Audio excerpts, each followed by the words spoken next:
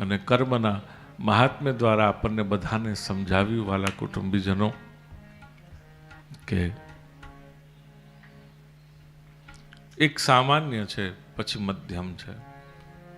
જેણે કર્મને પ્રાધાન્ય આપ્યું એની ગણતરી સામાન્યમાં છે. એનાથી ઉપર જેણે જ્ઞાનને પ્રાધાન્ય આપ્યું. કથા શેની છે? અધિકારની છે. પણ અધિકારનો અર્થ હક નથી સમજવાનો. This is my right.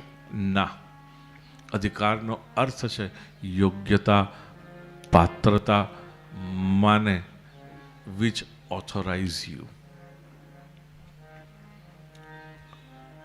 એવું શું કરીએ તો આપણને ઓથોરાઇઝેશન મળે? એવું શું કરીએ તો આપણને ઓથેન્ટિસિટી પ્રાપ્ત થાય? તો એ આપણને મહાત્મ્યમાં બતાવ્યું.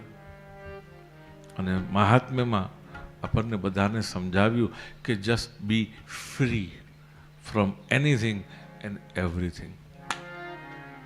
આપણે કશા ઉપર પણ ડિપેન્ડન્ટ ન હોય, કશાથી આપણે રોકાયેલા ન હોઈએ, કશાથી પણ આપણે બંધ ન હોઈએ.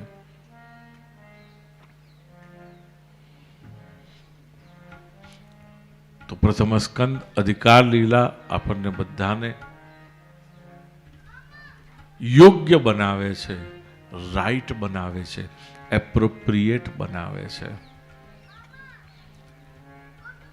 એ આપણને ઓથોરાઇઝ જ્યારે કરે છે.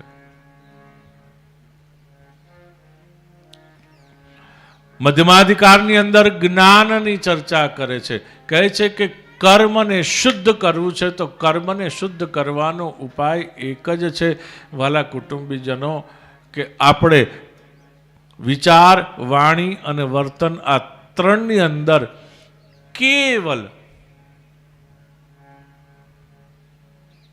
આપણે વિચાર કરીએ કે કોઈને હર્ટ તો નથી થતું ને, જાણતા કે અજાણતા?